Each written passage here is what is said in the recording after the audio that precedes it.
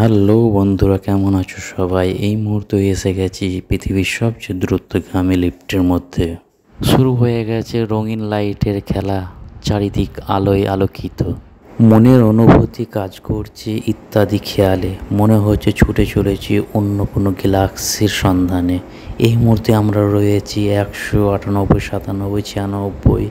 খুব দ্রুত গতিতে নামার ফলে কাউন্টিং করাও অসম্ভব হয়ে উঠছে।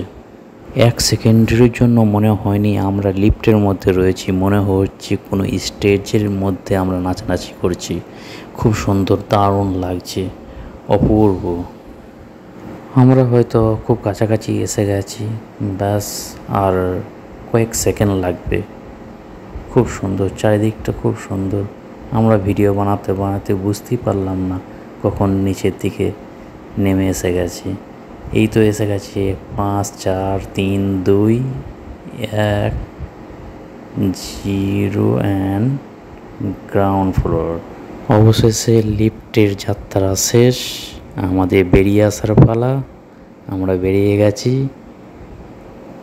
আর এই মুহূর্তে এক্সিট করার যে রাস্তাটা, সেই রাস্তা ধরে আমরা সোজা এগিয়ে চলেছি।